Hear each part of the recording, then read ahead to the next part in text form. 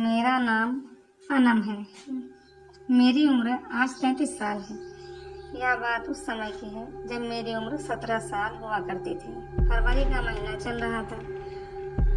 ठंड बहुत ज़्यादा थी। मेरी कुछ सहेलियां मेरे घर आई हुई थी। रात में हम सब बातें कर रहे थे। बातों बातों में मेरी एक सहेली ने कहा, यार तुम लोगों को पता है कि हमारे मोहल्ले में एक औरत हुआ करती थी। उसके पास एक जिन्नात था। वह जिन्नात उसका सारा काम किया करता था। उसको बहुत खुश रखता था।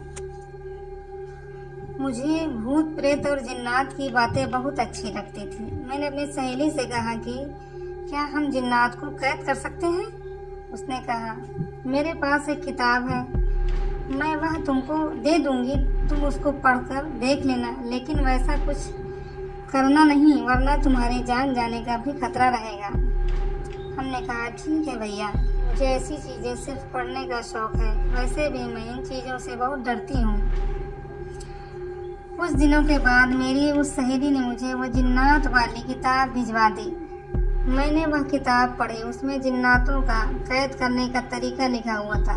वह 40 दिन का काम था, जिसमें किसी जंगल में जाकर एक घेरा बनाकर कुछ चीज़ें रोजाना पढ़नी थी। मैंने सोचा कि मैं एक जिन्नात कैद करती हूँ, लेकिन फिर दिल में ख्याल आया कि ये तो बहुत खतरे वाला काम है, इसमें जान भी जा सकते हैं। लेकिन अगले दिन मैंने पक्का इरादा कर लिया कि हम भी एक जिन्नात कैद करेंगे। शाम का वक्त था। उसी किताब को पढ़ने बैठ गई। जब रात में सभी सो गए तो चुपके से घर के पास वाले जंगल में चली गई और जंगल में एक गोला घेरा बनाकर बैठ गई और किताब में जो चीज़ें लिखी हुई थी उनको पढ़ना शुरू कर दिया। अभी मुझे पढ़ते 15 मिनट ही गुजरे थे कि अचानक मुझे ऐसा महसूस हुआ कि कोई मेरे पीछे से दौड़ा हुआ आ रहा है। मैंने उस किताब को पढ़ा था कि अमल के दौरान जिन्नात बहुत ज़्यादा डराते हैं। जो डर जाता है उसे वो मार देता है और जो नहीं डरता वो उसकी कैद में आ जाते हैं जिन्नात यानी कि। इसलिए मैंने अपने दिल को मजबूत किया और सोच लिया कि कुछ भी हो जाए मुझे डरना नहीं। लेकिन थोड़ी देर बाद मुझे ऐसा लगा कि मेरे हाथों पर कोई गीली चीज़ ऊपर से टपकी है। जब मैंने टॉर्च जलाकर अपने हाथों पर देखा तो मुझे हाथ पर खून ही खून नजर आया। मैंने अपनी नजरें ऊपर उठाई तो मेरी आंखें फटी की फटी रह गईं।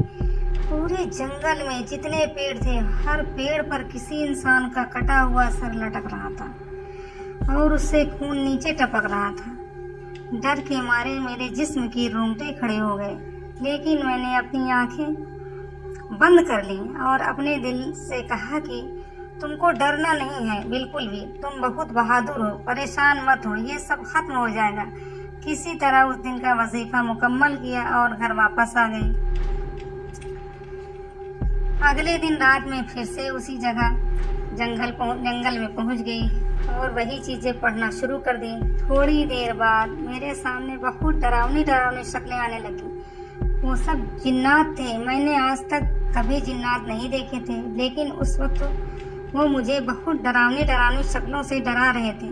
मैंने अपनी पढ़ाई जारी रखी। थोड़ी देर बाद वो सारी डरावनी शक्लें खुद ब खुद गायब हो गईं और मैं अपना उस दिन का वजीफा भी पूरा करके घर वापस आ गई। इसी तरह पूरे 30 दिन गुजर गए। जिन्नात मुझे रोजाना नए नए तरीकों से डराते थे, लेकिन मैंने हिम्मत नहीं हारी और रोजाना अपना वजीफा पूरा करती रही। एक दिन जब मैं जंगल में बैठी अपना वजीफा पूरा कर रही थी तो अचानक मुझे ऐसा महसूस हुआ कि जैसे सामने से कोई ट्रेन आ रही हो। मैंने हटने की कोशिश की, लेकिन मुझे फौरन याद आ गया कि नहीं, अगर मैं यहाँ से हट गई तो जिन्नात मुझे जान से मार देंगे। मैंने आंखें बंद कर ली और अपना वजीफा जारी रखा। उस दिन जब मैं अपना वजीफा करके घर जा रही थी तो रास्ते में मुझे पीछे जंगल से अजीब डरावनी आवाज़ें सुनने को मिल रही थी। मैं किसी तरह घर पहुंची और अपने बिस्तर पर लेट गई। रात के वही कुछ 2:30 बज रहे होंगे। जब मेरी आंखें खुली तो मैं अपने कमरे की हालत देखकर चीख उठी, क्योंकि मुझे पूरे कमरे में सांप ही सांप भरे नजर आ रहे थे और मुझे ऐसा लग रहा था कि मानो मैं सांपों के ढेर में सबसे नीचे पड़ी हूँ। हर सांप मुझे काटने की कोशिश कर रहा था। मैं बहुत डर गई थी और मैंने जल्दी जल्दी पढ़ना शुरू कर दिया। थोड़ी देर के बाद अपने आप को सारी चीजें खत्म हो गई। आज 40वां दिन था। ये मेरे चिल्ले का आखिरी दिन था। मैं उस दिन सुबह बहुत खुश थी क्योंकि मैं खुद को अपनी मेहनत में कामयाब देख रही थी। मुझे खुशी थी कि आज रात मुझे एक जिन्नात मिल जाएगा जिससे मैं ढेर सारी बातें करूंगी। मैंने किताब में पढ़ रखा था कि आखिरी दिन बहुत ज़्यादा डराया जाता है, इसलिए मैंने पहले ही से अपना दिल मजबूत कर लिया था कि आज कुछ भी हो जाए मैं डरूंगी नहीं। जब रात हुई तो मैंने जंगल पहुंचकर रोज की तरह गोल घेरा खींचा और उसके बीच में बैठकर पढ़ने लगी। थोड़ी देर के बाद वहां बहुत से जिन्नात आ गए। डरावनी शक्लों में मुझे डराने लगे। एक जिन्नात को मैंने देखा कि वह मेरी मम्मी को पकड़कर ले आया है और उनका गला काट दिया है। थोड़ी देर के लिए मुझे डर लगा, लेकिन मैं जानती थी कि ये सब झूठी चीजें हैं। ये सिर्फ मुझे डरा रहे हैं, ऐसा कुछ भी नहीं है। किसी तरह उस दिन का भी चिल्ला पूरा हुआ और मैं खुशी खुशी अपने घर वापस आ गई। आज मेरी मेहनत कामयाब हो चुकी थी। किताब में लिखा हुआ था कि आखिरी दिन रात के 12 बजे तुम्हारे पास एक जिन्नात आएगा। तुमको उससे वादा लेना है कि वो तुम्हारा गुलाम बनकर रहेगा। उस दिन रात मैंने अच्छे से नहाया और खूबसूरत कपड़े पहने और फिर अपने बिस्तर पर आकर आराम से बैठ गई। जिन्नात का इंतजार करने लगी। वक्त गुजरा जा रहा था लेकिन मुझे किसी चीज का एहसास नहीं हुआ। रात के वही कुछ 3:15 बज रहे थे कि अचानक मुझे कमरे में बहुत तेज खुशबू महसूस हुई। मुझे थोड़ा सा डर भी लगा, लेकिन मैंने खुद को संभाला। अचानक मुझे अपने पीछे से किसी के चलने की आवाज़ महसूस हुई। मैंने पीछे मुड़कर देखा तो एक बहुत ही खूबसूरत नौजवान लड़का सफ़ेद कपड़े पहने हुए मेरे सामने खड़ा था। उसे देखकर मैं सहम सी गई। उसने मुझसे कहा कि मैं आपका गुलाम हूँ, आपने मुझे क्यों कैद किया है? मैंने कहा, नहीं, मैंने तुमको कैद नहीं किया है, बल्कि मैं तो सिर्फ तुमसे दोस्ती करना चाहती हूँ। उसने मेरे सामने सर झुका दिया और कहा, आपका जो भी हुक्म होगा मैं वह पूरा करूँगा और अभी आपकी बात नहीं टालूंगा, लेकिन मेरी एक शर्त है। मैंने पूछा, बताओ क्या शर्त है?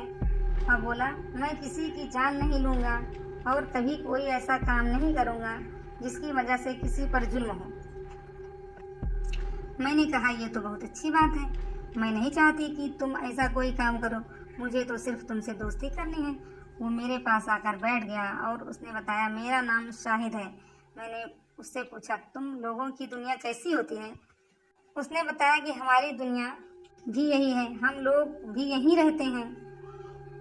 उसने बताया कि जैसे आप लोग की दुनिया है वैसे हमारी भी दुनिया है। जो आप लोग खाते हैं वही हम लोग भी खाते हैं। हमारे और आप लोगों में बस इतना सा फर्क है कि हमारे पास कुछ ऐसी ताकतें हैं जो आप लोगों के पास नहीं है। वो ये कि हम लोगों के सामने से गायब हो सकते हैं और हम जिन्नात किसी भी शक्ल में आ सकते हैं। और जब हम लोग की मौत होती है तो हम लोग को भी दफन किया जाता है।